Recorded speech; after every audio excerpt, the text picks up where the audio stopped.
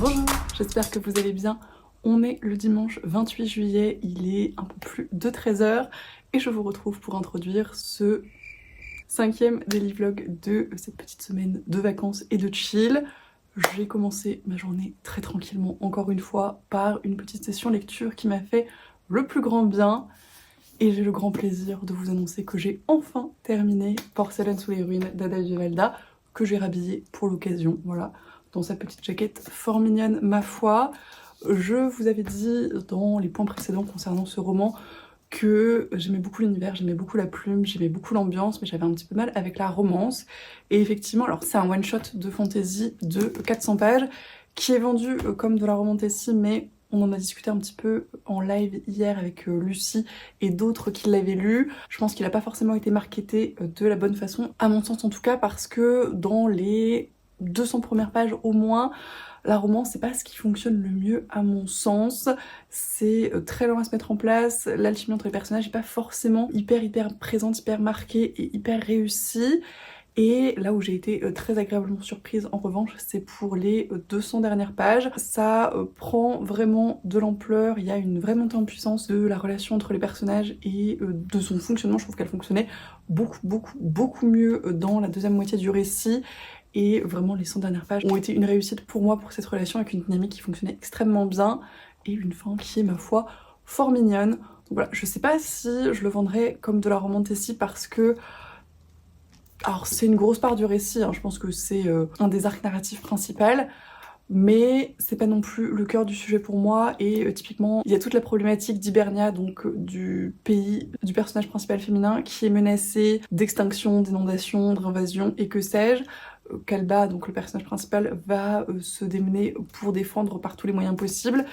Et c'est pour moi le gros arc narratif du récit et ce qui porte les 200 premières pages, mais même au-delà. Et la romance est un petit peu en arrière à mon sens, mais voilà, si l'initiation de celle-ci m'avait pas forcément convaincue, j'ai été beaucoup plus satisfaite de la deuxième partie et de sa révélation et de sa vraie mise en place finalement. Tout que je suis plutôt très satisfaite de cette lecture. J'ai passé vraiment un très bon moment, que ce soit au début avec encore une fois l'ambiance et le style d'écriture de l'autrice que j'affectionne particulièrement, et dans la deuxième moitié avec cette romance qui fonctionne finalement plutôt très bien. J'ai beaucoup apprécié ce roman dans l'ensemble.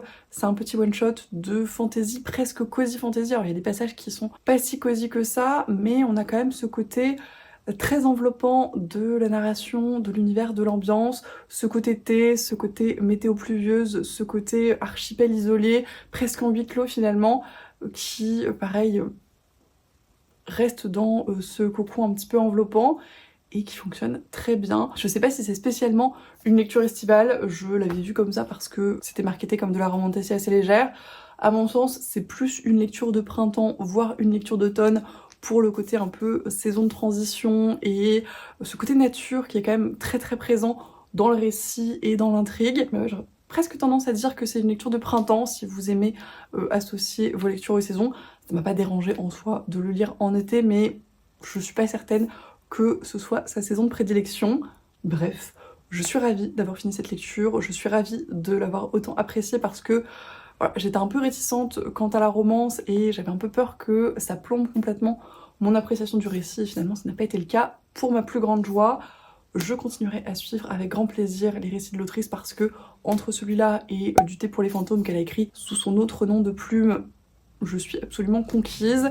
Je pense que je vais pas tarder à découvrir son premier roman, donc Souvenir d'un monde oublié ou quelque chose comme ça. Je vous remettrai de toute façon la couverture qui m'intrigue beaucoup, qui a priori est plutôt de la dark fantasy de ce qu'on a dit hier en live, mais voilà, c'est encore une autre facette de la plume de l'autrice et je suis très impatiente de la découvrir. En tout cas, si vous n'avez pas découvert Porcelaine sous les ruines, mais que vous aimez bien la fantasy avec des univers un petit peu originaux, avec beaucoup d'emphase sur le style d'écriture et l'ambiance, et un sous-trope de romance qui est quand même assez présent et plutôt bien réussi en tout cas pour la deuxième partie, je ne peux que vous le recommander. Du coup, j'ai fini le premier roman finalement de cette semaine de daily vlog parce que sinon il me semble que je n'ai lu que des graphiques et des audiobooks. Et il est donc l'heure de choisir ma prochaine lecture en roman en la matière. Et il est l'heure d'enfin lire Palace, donc le premier tome de Marine Carteron. Je pense que Lucie est en train de trépigner devant son ordi quand elle verra cette vidéo.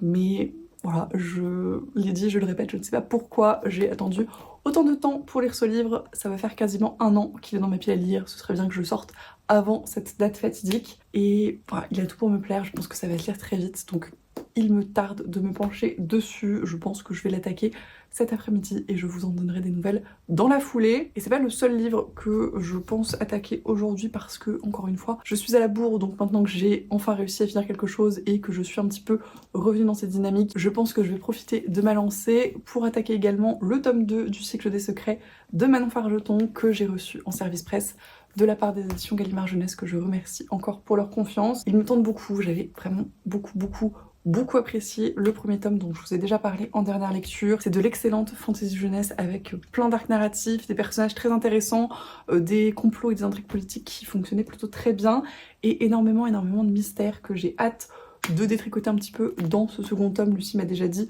qu'on avait certaines révélations qui étaient très cool. On est censé le lire en lecture commune avec Emeline et Lucie, mais je crois que toutes les deux l'ont d'ores et déjà attaqué, donc voilà, je suis à la bourre et il est temps que je m'y mette. Ce sera un des grands objectifs de la journée. Et comme toujours, n'ayons pas peur d'être optimiste, je me remets en pense-bête un jour de nuit tombée qu'il faut vraiment que je continue. Je ne l'ai pas repris depuis la dernière fois que je vous en ai parlé, mais j'ai bon espoir toujours, donc je vais tâcher d'en lire au moins un petit peu aujourd'hui. Ce serait très cool. En tous les cas, il est déjà 13h et je n'ai absolument pas commencé à monter le vlog qui doit sortir aujourd'hui pour moi, hier pour vous comme d'habitude. Donc je vais aller m'atteler à ça histoire de le faire rapidement et d'être tranquille. Après je pense que je mangerai un bout et ça va être une journée très tranquille encore une fois. Pas mal de lectures en perspective parce que le fait de reterminer un livre, ça m'a remis dans le bain et redonné envie de lire davantage. Donc ça va être, je pense, un gros morceau. Et probablement un petit peu de Baldur's Gate également parce que j'ai pas joué hier et que ça commence à me titiller gentiment. Donc voilà, ça va être probablement les gros pôles de la journée, peut-être un petit peu de rangement, on verra ce que j'arrive à faire. Ça va être très cool et voilà, je vous reprends tout à l'heure pour vous dire comment j'ai avancé, ce que j'ai réussi à faire, etc. Je vous reprends, il est quasiment 15h30, j'ai fini le gros du montage du vlog. Comme hier, il me reste juste les parties interludes, peut-être voix off, etc. à monter. Ça va aller un peu plus vite qu'hier parce qu'elles sont un petit peu plus courtes. Le vlog est globalement un petit peu plus court, donc c'est pas mal. Mais encore une fois, il se fait tard, il se fait faim. Je vais aller manger un bout et je vous reprends tout à l'heure, probablement quand j'aurai fini de monter le vlog, peut-être quand j'aurai lu un petit peu parce que je pense que juste après je me poserai sur Palace. Peut-être que je jouerai un peu, j'aimerais bien faire un petit peu de rangement aussi. Bref, encore une fois, une après-midi très tranquille, mais je vous redirai ce que ça a donné tout à l'heure. Je vous reprends, il est un peu plus de 17h30, je viens de finir de monter, programmer, miniaturiser le vlog. Tout est bon. Encore une fois, ça m'a pris un peu plus de temps que prévu, mais du coup je pense que le vlog d'aujourd'hui va être très court, donc ça devrait être beaucoup plus simple demain. Toujours est-il que j'ai terminé mes obligations de la journée, donc je peux aller bouquiner sereinement et Palace m'attend, donc je vais l'entamer de ce pas pour, encore une fois, le plus grand bonheur de Lucie. Voilà, je le remontre devant vos yeux ébahis. Je suis ravie de me pencher dessus. Je l'ai déjà dit, mais au cas où, c'est une réécriture mythologique, c'est une réécriture de l'Iliade, donc de la guerre de Troie, qui commence, il me semble, avant, bien avant la guerre de Troie, pour ce premier tome. Donc j'ai hâte de voir ce que ça donne et je vais y mettre de ce pas et je vous reprends plus tard pour vous dire ce que ça donne.